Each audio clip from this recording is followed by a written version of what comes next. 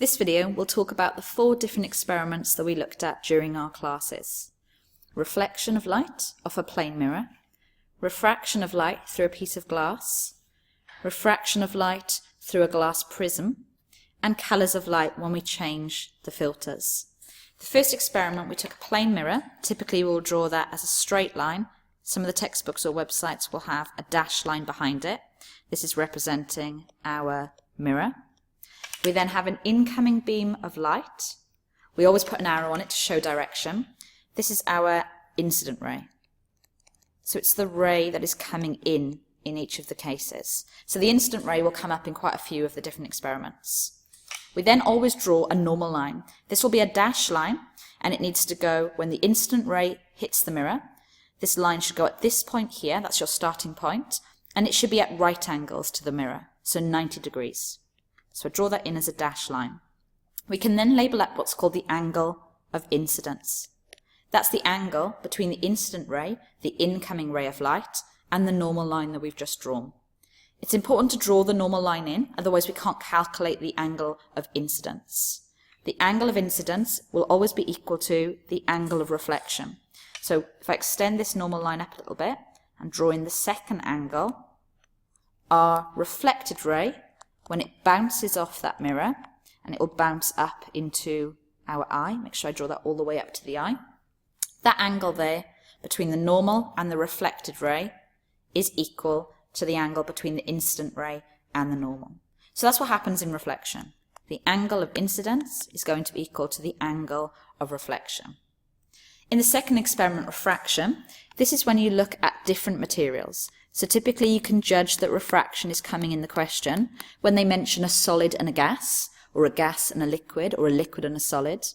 But you are looking at different materials or different mediums. Typically you'll represent it in a diagram because you will have a rectangular piece of glass.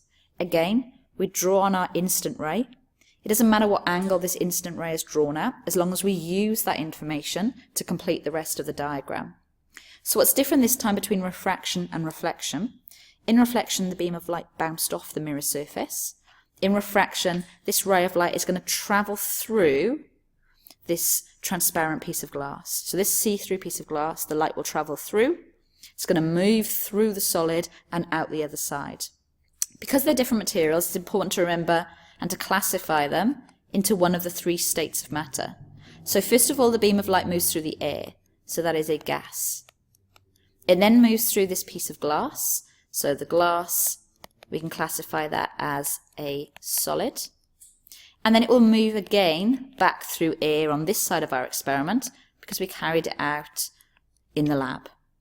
Again, we draw on the normal line to work out our angles for what's going on with our beams of light. So I draw on our normal. It's at 90 degrees to that smooth surface of the glass, and it must hit where the beam of light comes in. Again, this is our instant ray. The difference this time is that it will move through from a gas into a solid. So the speed of the light will change, and that's important. It moved quickly through the air, which is a gas. As it moves through the solid, it's going to slow down. We will see that it slowed down by the angle at which the light bends. So it comes in at this angle. If it kept going, you'd see that it would go all the way and come out over this side. What happens instead is when it hits the glass, that beam of light then says, right, we need to slow down. Slowing down means it will bend towards the normal line. So that's why we draw it in. This way, carrying straight. If we'd bent it this direction, that would be away from the normal. When it hits the glass, we bend it towards the normal. When it gets to the end of the glass, that beam of light says, well, I'm going to move back out into air now, back into a gas situation. So it's going to speed back up. So whatever angle it came in on, it's going to leave at that same angle. And I'll put an arrow to show the direction. You'll notice that this ray and this ray run parallel to each other.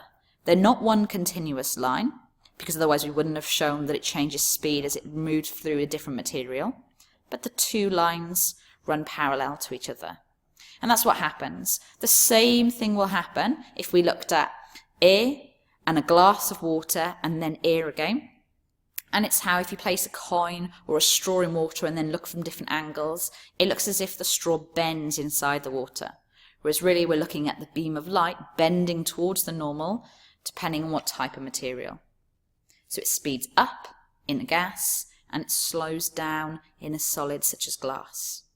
The third experiment was still refraction, but this is called dispersion. The difference, we don't have a rectangular piece of glass anymore.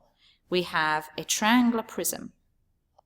That means when the beam of light comes in, so we have an instant ray with a direction. If I just rotate my page round, and again I draw a normal line, it goes from air, which is a gas, it's moving quickly, and it's going to go into glass, which is a solid, so I need to show that the beam of light has slowed down.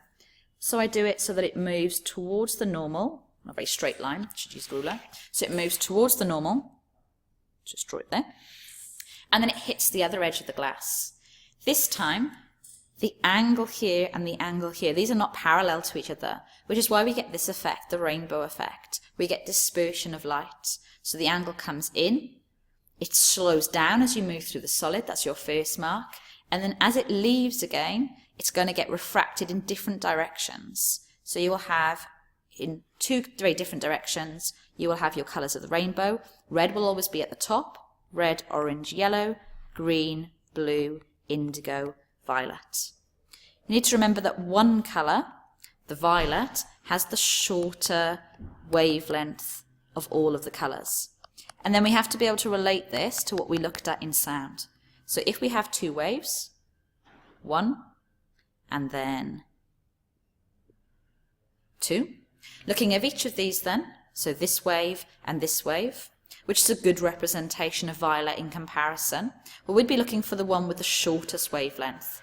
The wavelength is when we go from the crest of one wave to the crest of another, and this is our wavelength. Here, it would be from the crest of one wave to the crest of another, and this is our wavelength. So out of these two lines, we would say that the second one is a good representation. It's not really telling us that it's violet, but out of the two, it's the better representation of what violet would look like with a shorter wavelength. If we look at the same amount of time, so if we go from this point here in our wave to this point here, and the top example, you've had 1 and almost a second full wave. In the second example, you've got 1 wave, 2 waves, 3 waves, almost 4 waves. The difference then, well, this one's got almost 4, this one's got almost 2. This wave has a much higher frequency. We can fit more waves into a set amount of time. So when you have a shorter wavelength, you also have what we call a higher frequency of your wave. The last question we look at then is colours of light. So we need to first work out that red, green and blue are going to make up white light. That's super important to be able to use it. We then need to know that red and green, red and blue and green. Blue and green are cyan, red and blue are magenta, and red and green are yellow. And we need to know those 3 combinations to help us. If we shine white light in, and we have 2 filters, let's say the first filter is a magenta filter. Some light is going to get absorbed, some light will pass through.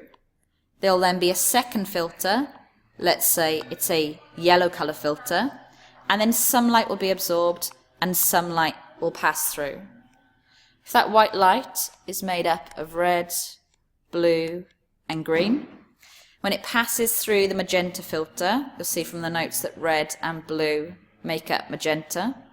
That means the magenta filter will allow red and blue to pass through, so I'll write red and blue on that line, but green gets absorbed. So it only allows the colours that it's made up of to pass through. Any other colour that doesn't match is going to get absorbed. The red and blue carry on, they pass through a yellow filter. Yellow is made up of red and green. So out of these 2 colours, red is going to be allowed to pass through because it's the only other colour that is present in yellow, and the blue doesn't match, so it gets absorbed. The same thing happens if you have a blue object and we shine red light on that object. This colour doesn't match this colour, which means the red is going to get absorbed. If the red is absorbed, there is no other colours of light left to reflect back. which means the colour of this object is going to look black. There is no light or an absence of coloured light to reflect back. We can't say that there's black light being reflected. There's not. There is no reflection of light, and therefore we see a black object due to a lack of light.